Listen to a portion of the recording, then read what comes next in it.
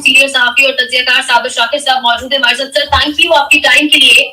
आज एक खबर शाम से सर्कुलेट कर रही है, कुछ रिपोर्टर्स जो अडियाला को कवर करते हैं, खबर है कि अडियाला जेल में कोई बड़ी मुलाकात हुई है, इमरान खान के कोई अहम साथी उनसे मिलने चले गए, कई जगहों में खबर चली कोई लेफ्टिनेंट कर्नल साहब भी गए। क्या आपके पास इस खबर के हवाले से कुछ सदाकत या कोई इन्फॉर्मेशन मौजूद? देखिए, इसके बारे में तो कंफर्मेशन आएगी जब कुछ चीजें कुछ वक्त गुजरने के साथ साथ, लेकिन अदरवाइज आपको एक बात बता दूं कि हमारा जो पाकिस्तान का सारा निज़ाम है वो स्टक है। पाकिस्तान आगे नहीं बढ़ रहा, और जो 3 साला मॉडल था हमारे फील्ड मार्शल का, हाइब्रिड प्लस जो इसको कहा जाता है, इसने पाकिस्तान को स्टक कर दिया है, पाकिस्तान के इदारों को मफलूज कर दिया है, और ये चीज़ें मामलात आगे नहीं बढ़ रहे। अब सिर्फ ये नहीं कि पाकिस्तान तहरीक इंसाफ और अपोजिशन जमातें ये बातें कह रही हैं, बल्कि वो लोग जो कि बिल्कुल गैर सियासी हैं, प्रोफेशनल्स हैं और अपने अपने फील्ड के माहिर हैं, वो ये आपको करवा रहे हैं, खबरदार कर रहे हैं कि पाकिस्तान के हालात वाक़यात जो हैं वो बिल्कुल मखदूश हैं, और जो पाकिस्तान की इकॉनमी है वो बिल्कुल मर चुकी है। और अगर यही सिस्टम आपने चलाने की कोशिश की तो उसके बाद फिर कोई चांस नहीं है कोई बेहतरी का। अब ये बात नहीं है कि सिर्फ मैं तो अपोजिशन तो बल्कि बात करती नहीं है मईशत पे, और बहुत कम बात करती है। अब तो जो माहिरीन मईशत हैं वो अदाद शुमार पेश कर रहे हैं, जो हमारे इकोनॉमिक रिपोर्टर हैं जो मईशत को कवर करते हैं वो बयान कर रहे हैं, और हमारा state bank of Pakistan, world bank वो रिपोर्ट्स दे रहे हैं कि पाकिस्तान जो है वो सिर्फ और सिर्फ पिछले 3 सालों से कर्ज पर चल रहा है, और टैक्सेस जो हैं वो महा ज्यादा। और साकिब शेरानी साहब की जो रिपोर्ट है कि 17 सालों में इतने टैक्सेस इकट्ठे किए गए जो पिछले 3 सालों में किए गए, 3 सालों में 17 साल के बराबर टैक्सेस इकट्ठे किए गए, और वो सारे आधे पैसे कर्जों सूद पे चले गए और आधे हुक्मरानों ने अपनी जात पे खर्च कर दिए। और इस वक्त $3 अरब माहाना और $36 अरब सालाना हुक्मरान सिर्फ अपनी तर्ज हुक्मरानी पे और उस पे खर्च कर रहे हैं। तो ये सिचुएशन जो है ये आज खुद एक अलार्मिंग है, और बहुत सारे लोग कह रहे हैं, इदारे भी कह रहे हैं कि इस डेडलॉक को और इस जिद को ख़त्म होना चाहिए और उस तरफ जाना चाहिए जो कि पाकिस्तान को बेहतरी की तरफ लेके जाए, ज़ाती इंतकाम, हसद, बुग़्ज़ से बाहर निकलें। क्योंकि 3 सालों में कौन सा, मेरा ख्याल है कि शायद ही कोई पाकिस्तान का ख़ानदान, फर्द नहीं ख़ानदान कोई बचा हो जो कि झूठे मुकदमे का शिकार ना हुआ। और ये एक्चुअल और लेटेस्ट आप देख लें कि हमारे कल भी हम थे, लूटन में प्रोग्राम था इंसानी हकूक़ के हवालों से, तो उसमें भी ये जो कहते हैं ना कि एक बंद कमरों में बैठ के कहते हैं कि लोग ये भूल गए हैं, लोग भूले नहीं हैं, लोगों के अंदर ज्यादा गुस्सा भी है और नफरत भी है। हकारत से देखते हैं, लूटन एक टाउन है और वहां पे कल तिल धरने की जगह नहीं थी उस हॉल में, और इंसानी हकूक का प्रोग्राम था। पाकिस्तान में इंसानी हकूक की खिलाफ वर्जियां, सोहराब बरकत, आगा सरवर और राय गुलाम अली और महरंग बलोच और पीटीएम और जितने भी इस वक्त इंसानी हकूक की खिलाफ वर्जियां हो रही हैं, पाकिस्तान तहरीक इंसाफ के जितने सियासी कारकुनान इस वक्त जितने भी जेलों में कैद हैं, इस हवाले से प्रोग्राम था और वहां पे तिल धरने की जगह नहीं थी। यह है ओवरसीज पाकिस्तानियों का पाकिस्तान के साथ लगाव। तो अगर हमारे हुक्मरान ये समझते हैं कि सब अच्छा है तो कबूतर की तरह आंखें बंद करने से तो कोई फर्क नहीं पड़ेगा। अल्टीमेटली जिस आदमी को, जिस लीडर को पाकिस्तान के अवाम ने वोट दिया है, उसकी तरफ इनको जाना पड़ेगा। उसकी तरफ जाएंगे ये आपको लगता है? तो ये मुलाकात आज जो हम खबरें सुन रहे हैं, क्या वाकई फिर आज उसकी तरफ गया है कोई? इमरान खान या अपोजिशन, उन्होंने कभी भी मुज़ाकरात से इनकार नहीं किया, उन्होंने कभी अपने दरवाजे बंद नहीं किए। असल प्रॉब्लम दूसरी साइड पे है। जो कि बदकिस्मती से एक खास वो माइंडसेट में चले गए हैं और वो समझते हैं कि मैं जो कुछ कर रहा हूं वो दीन है और दीन के अहकामात के तहत कर रहा हूं, जो कि बिल्कुल गलत है। जिद, हठधर्मी, बोग्स, इंतकाम दूसरी साइड पे है। इमरान खान जो अपोजिशन लीडर है, जिसको हकीकी तौर पे जिसको अवाम ने मुंतखब किया हुआ है, जिसकी जमात को मुंतखब किया हुआ है, जिसके साथ 80% अवाम उनके साथ हैं, और ये इनके अपने आदादोशुमारी अपने सर्वे बता रहे हैं, वो कहते हैं बातचीत करें, मुज़ाकरात करें, इस जाली निज़ाम को ख़त्म करें, मैंडेट वापस करें, रूल ऑफ लॉ करें, आइन की बालादस्ती हो, तो उनकी हर बात का जवाब दिया जाता है फितना और फसाद। फितना और फसाद कहने से तो कोई फितना फसाद नहीं हो जाता। और फिर ये कि जब तक उनके साथ आप बातचीत नहीं करेंगे जिनसे आपने इक़्तिदार छीना है, और फिर अवाम अभी तक उनके साथ हैं, 3 साल बाद भी उनके साथ हैं, तो मेरा ख्याल है कि ये हमारे पिंडी बॉयज को सोचना चाहिए कि वो कब तक एक ऐसे खानदान को, जिसको अवाम रिजेक्ट कर चुके हैं, जिसको सिस्टम रिजेक्ट कर चुका है, जिसको अदालतें सजाएं सुनाई जा चुकी थी, उस खानदान की खातिर, उसको रीइंस्टॉल की खातिर, उसके चश्मो चिराग और तीसरी नस्ल को इक़्तिदार सौंपने की खातिर वो पाकिस्तान को क्यों बर्बाद कर रहे हैं, ये उनको सोचना चाहिए। सर, इस हवाले से बहुत सारी बातें भी है। आपने अगर देखा हो तो ऑन ऑफ द कैमरा ये सारे कहते हैं कि जो कुछ भी हो रहा है फौज करवा रही है, जो कुछ भी हो रहा है फौज कर रही है। तो यानी ये इदारे के अपने अंदर फिर ये सैनिटी प्रिवेल नहीं कर रही, समझ नहीं पा रहे, या ऊपर वालों को कोई बता नहीं पा रहा कि लेबल भी उन्हीं पे लग रहा है, और अगले बता भी रहे हैं ऑफ द रिकॉर्ड भी जगह जगह बैठ के। तो ये सब कब खत्म किया जाए? नवाज शरीफ साहब और ये जो एक फैमिली है, इस फैमिली का पूरा थ्रू आउट एक ही है, वो है इंतकाम। वो किसी भी सूरत में उससे आगे पीछे नहीं होते। और अगर आपने उस खानदान को दोबारा इंस्टॉल करना है, उनकी बातों को मानना है, उनके कहने पे आपने इंतकाम लेना है, तो फिर पीछे को रह नहीं जाता। उसकी वजह यह है कि पहले से बता दिया जाता है। इस वक्त जुबान ज़द आम है, यानी अदालतों के फैसले, अभी ट्रायल नहीं हुआ होता तो सजाएं पहले आ जाती हैं कि जनाब इस मुकदमे में इतनी सजा है, इस मुकदमे में इतनी सजा सुना दी जाएगी, फलां महीने सुना दी जाएगी और फलां वक्त सुना दी जाएगी। जब इतना सारा स्क्रिप्टेड, और इनको मैं वही कह रहा हूं कि ये इनको अकल भी नहीं है, इनको इंतकाम लेना भी नहीं आ रहा।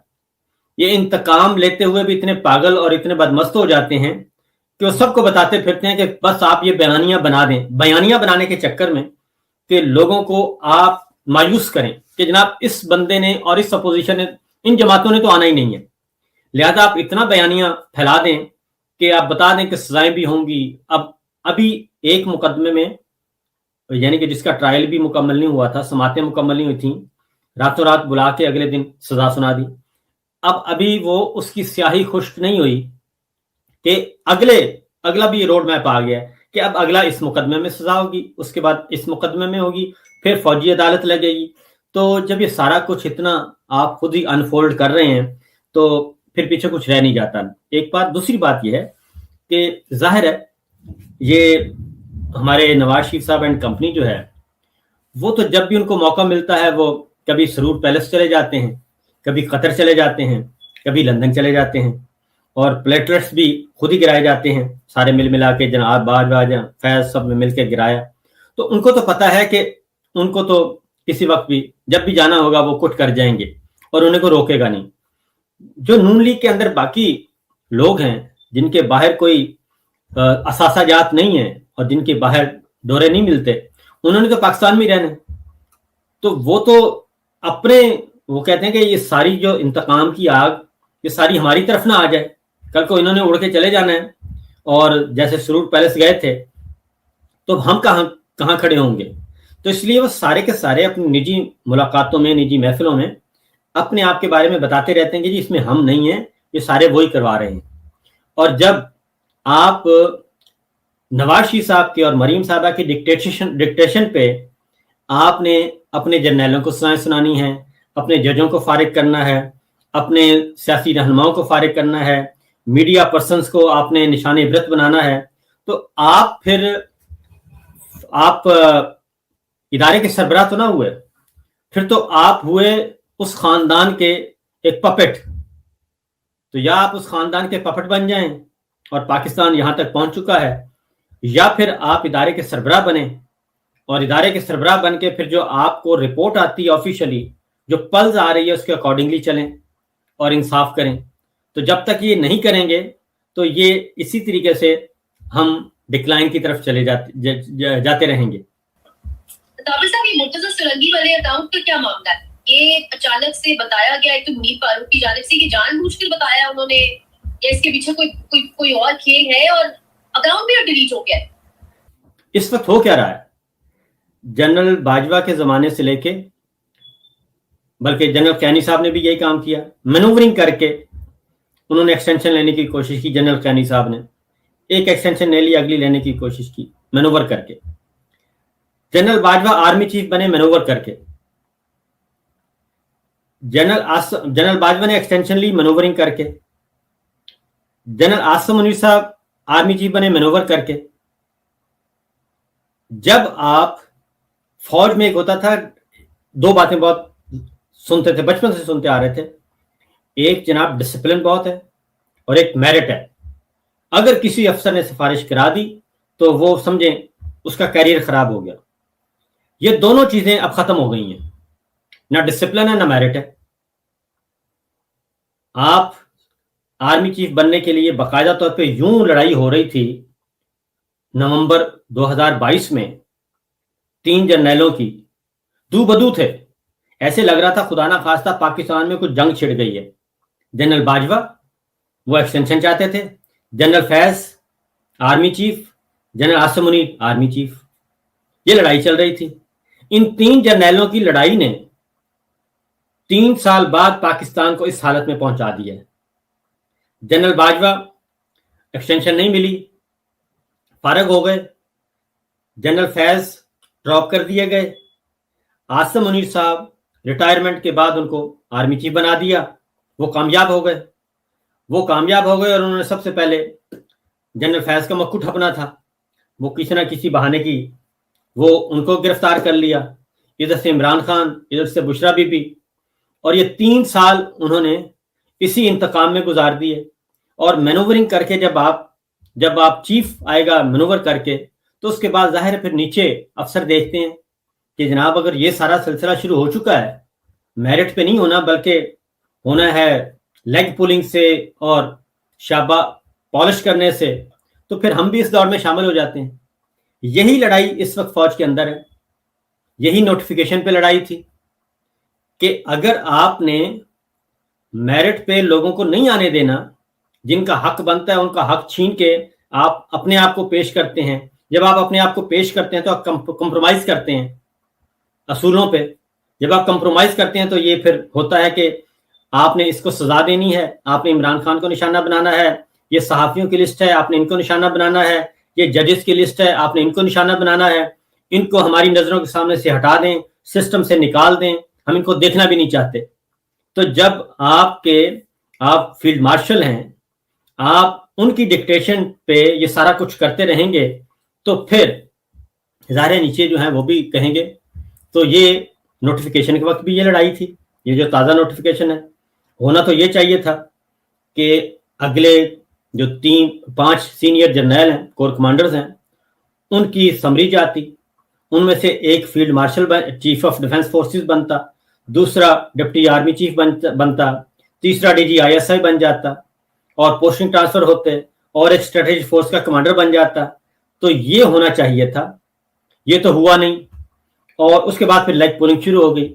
یہ جو ابصار عالم صاحب اور منیر فاروق صاحب بتا رہے ہیں, یہ وہی اندر کی لڑائی ہے. اب DGMI جو ہیں واجد عزیز, وہ بھی DGISI بننا چاہتے ہیں. فیصل نصیر جو ہیں وہ بھی DGISI بننا چاہتے ہیں. اور یہ بالکل وہی والا کھیل ہے کہ جنرل باجوہ کے 2 ستارے تھے, ایک جنرل عاصم منیر تھے اور ایک تھے جنرل فیض. ایک DGMI تھے اور DGC تھے جنرل فیض. وہی اس وقت جنرل عاصم منیر صاحب کے ساتھ ہے. جنرل عاصم منیر صاحب کے بھی 2 ستارے ہیں, ایک واجد عزیز ہے ایک فیصل نصیر ہے. اب واجد عزیز صاحب بھی چاہتے ہیں میں بن جاؤں, جیسے جنرل عاصم منیر صاحب چاہتے تھے کہ میں بن جاؤں. जनरल फैज भी चाहते थे कि मैं बन जाऊं प्रमोट होके DGISI, तो अब फैसल नसीर चाहते हैं मैं बन जाऊं क्योंकि मेरी खिदमत ज्यादा हैं। तो वो लड़ाई जो जनरल बाजवा के जमाने में जनरल आसिम मुनीर और जनरल फैज की हो रही थी, वही लड़ाई इस वक्त जनरल आसिम मुनीर के जमाने में जनरल वाजिद अजीज और जनरल फैसल नसीर की हो रही है। और जब अपने लिए लॉबिंग करवाई जाती है मीडिया में आके, एक बंदा एक को एंगेज करता है, वो टांग खींचने की कोशिश करता है वाजिद अजीज की, दूसरा फैसल नसीर की टांग खींचने की कोशिश करता है। तो जब ये दोनों आते हैं मीडिया में तो फिर जाहिर है जी अपोजिट पार्टी आ जाती है। वो फिर ये लड़ाई जो अंदर है, ये प्रॉक्सीज हमें नजर आ रही हैं इस वक्त मीडिया में। एक प्रॉक्सी वाजिद अजीज की है, एक प्रॉक्सी फैसल नसीर की है, एक प्रॉक्सी कोई जनरल आसिम मुनीर की होगी, एक प्रॉक्सी किसी और की होगी। तो ये प्रॉक्सीज आपस में लड़ रहे हैं। ये हमारे जो एंकर पर्सन्स हैं, हमारे दानिश्वर हैं, ये उनके माउथ पीस आप कह लें, प्रॉक्सीज कह लें, आप जो भी कह लें, ये वो अंदर की लड़ाई है, वो बाहर नजर आ रही है। तो इसलिए ये जो कहा जाता है अब सोशल मीडिया शैतानी मीडिया, लेकिन अपने लिए उसको इस्तेमाल किया जाता है, वो हलाल हो जाता है। डिजिटल दहशतगर्दी, मैं और आप प्रोग्राम करेंगे तो ये डिजिटल दहशतगर्दी है। सियासत पीके पर बात करेगा तो ये डिजिटल दहशतगर्दी है। सोहराब को उठा लो, राय गुलाम अली को उठा लो, आगा सरवर को उठा लो, फलां को ऑफ एयर कर दो, फलां को बंद कर दो, फलां के इश्तिहार बंद कर दो। तो ये हलाल दहशतगर्दी और हराम दहशतगर्दी, हलाल शैतानी मीडिया और हराम शैतानी मीडिया, ये सारा कुछ चल रहा है। ये इनके अंदर की लड़ाइयां हैं। और जब पता चलता है कि जी हमारे बिग बॉस जो हैं वो भी मैनूवर कर रहे हैं, और मैनूवर करके वो आर्मी चीफ भी बन गए, मैनूवर करके उन्होंने एक्सटेंशन भी ले ली, तो फिर हमें ऐसी कौन सी बात नहीं है, हम क्यों नहीं कर सकते? ये है। तो ये जो लेग पुलिंग और सारी लड़ाई है, इसमें जाती उम्र में भी कुछ अच्छा नहीं चल रहा, सुनने में आ रहा है। वहां भी DGI के हवाले से वो भी नहीं चाहते इंसाफ के हवाले से कि बने, तो वो चाहते नदीम अंजुम साहब या फिर आसिम मलिक साहब भी कंटिन्यू करें। देखिए ना, बात है कि army chief general Asim Munir साहब की तकरीरी किसने की थी? नवाज शरीफ साहब ने, लंदन में बैठ के। और नवाज शरीफ साहब उस वक्त अदालत के मफरूर थे, सजा याफ्ता थे, मुजरिम थे और अदालत को मतलूब थे। उनके साथ मामला तय होते हैं और मामला तय होने के बाद वो आर्मी चीफ बन जाते हैं। और अब ये जुबान ज़द आम है, और फिर जो कुछ तय होता है वो फिर आगे चलता है। लड़ाई शुरू होती है नवाज शरीफ साहब को वजीर आजम ना बनाने पे, वो पूरे हम डिस्कस कर चुके हैं। फिर एक्सटेंशन की बारी आती है, उससे पहले मरी में फैमिली के साथ मुलाकात होती है। वहां से फिर चीजें तय होती हैं कि उसमें फिर थोड़ा सा बात मानी जाती है कि मोहसिन नकवी साहब को पीछे कर देते हैं, तलाल चौधरी साहब आपके वजीर दाखिला ले आते हैं, वो एक अपॉइंटमेंट होकर लॉलीपॉप दे दिया जाता है। लेकिन फिर मामला नोटिफिकेशन तक पहुंच जाता है, फिर 27वीं गैरानी तरमीम तक पहुंच जाता है, फिर लंदन में मुलाकात होती है, फिर जिनेवा में मुलाकात होती है, फिर चीजें तय होती हैं। फिर 26 नवंबर को नवाज शरीफ साहब फिर डिक्टेशन देते हैं, फिर उसके नतीजे में नोटिफिकेशन रुक जाता है। नोटिफिकेशन होता है तो 7 दिन के अंदर जनरल फैज को सजा और 11 दिन के अंदर इमरान खान और बुशरा बीबी को सजा सुना दी जाती है। तो जब आप जाहिर है जब आप आउट ऑफ टर्न आए हैं, आप रिटायरमेंट के बाद 2 दफा आपको ओहदा मिल गया, वो 7 दिन का गैप तो अभी भी बाकी है। पहले 2 दिन का गैप था, 3 दिन का नवंबर 22 में, अब 7 दिन का गैप है। वो 7 दिन का गैप कहाँ गया, कैसे फिल हुआ, वो समरी क्या है, जो पैराग्राफ 7 था उसमें क्या लिखा हुआ है, किसी को नहीं पता। बाय हैंड जब आप इतने हो जाएं, मफलूज हो जाएं कि आपको खुद अपनी समरी के लिए वजीर आजम हाउस जाना पड़े और फिर वहां से अपनी समरी उठा के ईवान सदर जाना पड़े और वहां से जल्दी जल्दी दस्तखत करवा के फिर मीडिया को रिलीज करना पड़े, तारीख भी नहीं लिखी हुई। तो इस हालत, यहां तक आज तक मैंने भी ऐसे काम नहीं करवाया, आपने भी नहीं करवाया होगा कि आनन फानन आपने कहा कि चले निकलें, खुद ही समरी मंजूर करवाते हैं। तो ये मजाक है सारे का सारा। तो अब वही बात है नदीम अंजुम साहब वाली, कि नदीम अंजुम साहब के बारे में पहले किस्से मशहूर थे, अब उन किस्सों की तस्दीक हो रही है कि पंजाब का सेटअप बनाया ही उन्होंने है, मरियम साहबा को सीएम बनाया ही उन्होंने है। तो उनके जाने के बाद अब वो दोबारा اس وقت جب تھے اس وقت بھی کہا گیا تھا ان کو امریکہ میں سفیر بنانا ہے، تو نہیں بن سکے۔ اب ظاہر ہے جب ایک آپ آرمی چیف کے عہدے پر ایک ریٹائر آدمی آ سکتا ہے تو ندیم انجم صاحب نے بھی کہا ہوگا نا کہ پھر ایک D G I S I بھی ریٹائر ہو سکتا ہے، کیوں نہیں بن سکتا D G I S I ایک ریٹائرڈ لیفٹیننٹ جنرل؟ تو مجھے بنائیں، جب آپ عاصم منیر صاحب کو بنا رہے ہیں تو مجھے بھی بنائیں، میں پھر آپ کو سرو کروں گا۔ پھر وہ ظاہر ہے انہوں نے کہا ہوگا کہ جناب بنا دیں، کیونکہ ابھی اس کی تردید نہیں آئی۔ D G I S P R صاحب مکمل طور پہ خاموش ہیں، کیونکہ D G I S P R صاحب جب بھی آتے ہیں ان کو صرف ایک ہی ٹاسک دیا جاتا ہے کہ آپ نے جا کے پی ٹی آئی کا اور شیطانی میڈیا، ڈیجیٹل دہشت گردی، بیرون ملک بیٹھے عناصر، اندرون ملک بیٹھے عناصر، اینٹی اسٹیٹ، بس آپ نے یہ جا کے ارشاد فرمانا ہے۔ جس یونیورسٹی میں جاتے ہیں وہاں پہ وہ طلبہ ان کو طلبہ و طالبات اور اساتذہ ان سے الجھ پڑتے ہیں کہ آپ ہوتے کون ہیں، آپ یہ گفتگو کرنے والے، جہاں جاتے ہیں ان کی بے عزتی ہو جاتی ہے، لیکن باز نہیں آ رہے یہ سارے حرکتیں کرنے کے باوجود۔ کل بریگیڈیئر ریٹائرڈ محمود صاحب جو first P M A long course کے فارغ التحصیل ہیں، 98 ایئرز اولڈ، وہ بتا رہے ہیں کہ یہ D G I S P R پتہ نہیں کہاں سے مسلط ہو گیا کہ جب آتے ہیں وہ زہر اگلتے ہیں۔ وہ بتا رہے ہیں کہ فیلڈ مارشل پتہ نہیں کیا سوچتے ہیں، جب ان سے کوئی لیڈرشپ بات کرنے کی کوشش کرتی ہے تو آپ کہتے ہیں، وہ کہتے ہیں میں نے ڈی این اے تبدیل کرنا ہے، فوج کا بھی اور پاکستان کا بھی۔ تو یہ سارے کا سارا جو ہے نا، یہ آپس میں گیو اینڈ ٹیک ہو رہا ہے، تو ظاہر ہے پھر نواز شریف صاحب کے پاس ہی جانا ہے نا انہوں نے کہ جناب میں نے آپ کو، آپ کی دختر نے اختر کو وزیر اعلیٰ بنوایا تھا، تو پھر میں ریٹائرڈ ہوں تو کیا فرق پڑتا ہے ریٹائرڈ آدمی، تو مجھے بھی بنائیں۔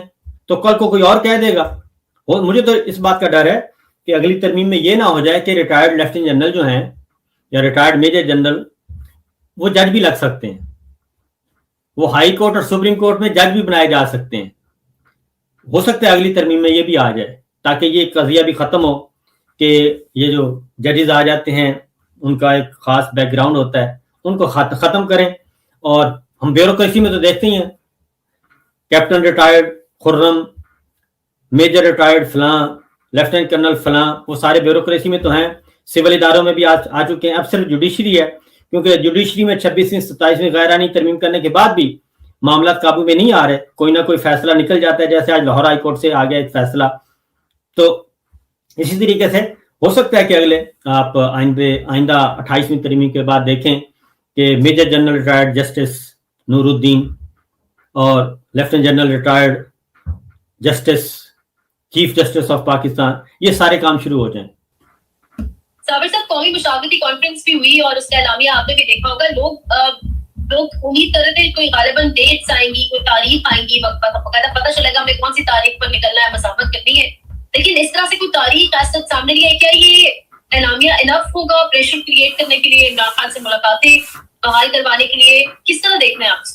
فیلڈ مارشل جو ہیں وہ ریاست پوری لائل میں اس وقت کہ ان کی امریکہ کے ساتھ کیا انگیجمنٹ چل رہی ہیں، وہ لیبیا کے فیلڈ مارشل سے کیا بات کرتے ہیں، وہ اردن سے کیا بات کر رہے ہیں، مصر کے ساتھ کیا کر رہے ہیں، آذربائیجان کے ساتھ کیا کر رہے ہیں، انڈونیشیا کے ساتھ کیا کر رہے ہیں، یہ سارے کے سارے معاملات جو ہیں وہ کسی کو نہیں علم۔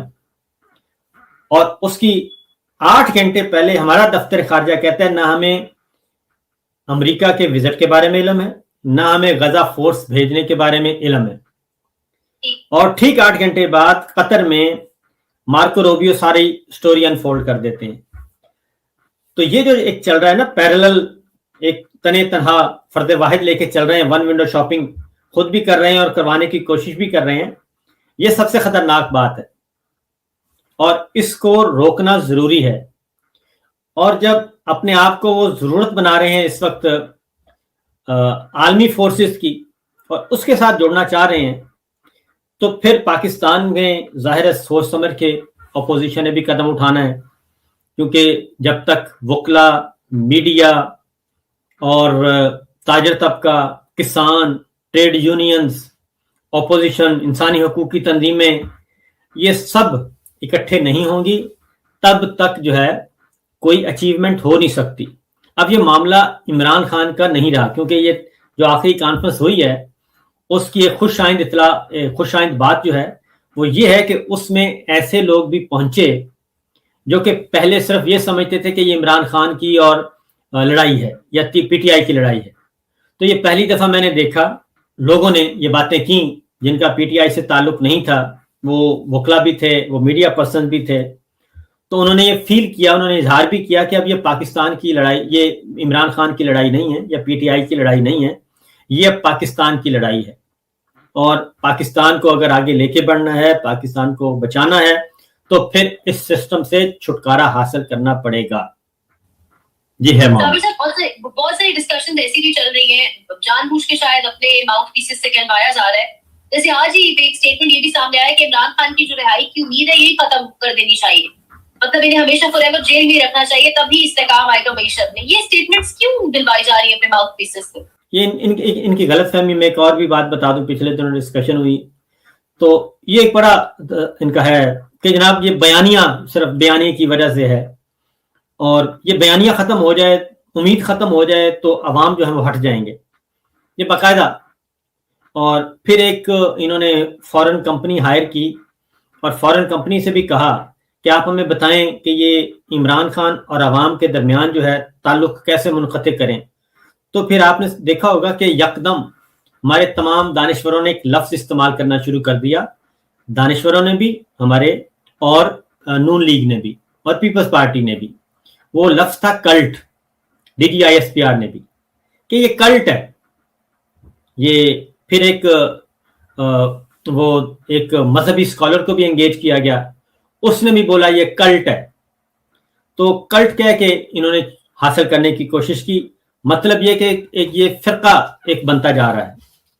اور اس کو میں نے ذرا جا کے ڈکشنری میں دیکھا اس کے کون کون سے مطالب جو ہیں وہ لیے جا سکتے ہیں. تو ان میں سب سے زیادہ تھا کہ یہ فرقہ ہے, یہ ایک فرقہ بنتا جا رہا ہے عمران خان. اور اسی لیے پھر ہم دیکھتے ہیں کہ اس فرقے کو پھر فتنے کا نام دے دیا گیا, پھر فساد کا نام دے دیا گیا. تو یہ بے وقوف ہیں, یہ اپنی اس سوچ سے, محدود سوچ سے باہر نہیں آ رہے اور اسی طریقے سے رہنا چاہتے ہیں. تو یہ اسی کا یہ حصہ ہے کہ عمران خان کے بارے میں یہ تاثر پھیلا دیا جائے کہ اب اس نے تاحیات جو ہے وہ رہنا ہے جیل میں. تو نیلسن منڈیلا بھی تاحیات, ان کو بھی کوشش کی گئی تھی جیل میں, 27 سال رہے تھے. تو کیا نیلسن منڈیلا سے عوام پیچھے ہٹ گئے تھے؟ کیا وہ سوچ ختم ہو گئی تھی؟ ان کو اصل میں یہی اندازہ نہیں ہے کہ سوچ تبدیل ہو چکی ہے پوری کی پوری جنریشن کی, اور اس جنریشن نے آگے 25 سال 30 سال تک اسی جنریشن نے کنٹینیو کرنا ہے. اور اس وقت جو ماں باپ بات کرتے ہیں ان کے بچے بھی وہی بات کر رہے ہیں. تو یہ جنریشن کو ختم کر نہیں سکتے. تو اس لیے یہ کہتے ہیں کہ آپ یہ تاثر پھیلا دیا جائے. یہ عطا تارڑ صاحب نے آپ نے دیکھا ہوگا کہ عجیب و غریب قسم کے, حالانکہ وہ وکیل ہیں, کہتے ہیں اس کی سزا جو ہے نا وہ پچھلے مقدمے کی سزا ختم ہونے کے بعد اگلی سزا شروع ہوگی. یہ پوری دنیا میں کبھی ایسا نہیں ہوتا, سزا اسی دن شروع ہو جاتی ہے جس دن سزا اناؤنس کی جائے. اس لیے جناب یہ جتنا بھی کوشش کر لیں, ماؤتھ پیس استعمال کر لیں, میڈیا استعمال کر لیں, تو بات کہیں نہ کہیں سے نکل جاتی ہے. اور یہ اگر لوکل میڈیا کو کنٹرول کرنے کی کوشش کرتے ہیں تو انٹرنیشنل میڈیا آ جاتا ہے. یہ اندرون ملک آوازیں بند کرواتے ہیں تو بیرون ملک آوازیں شروع ہو جاتی ہیں. تو اس میں یہ روکا نہیں جا سکتا یہ سلسلہ.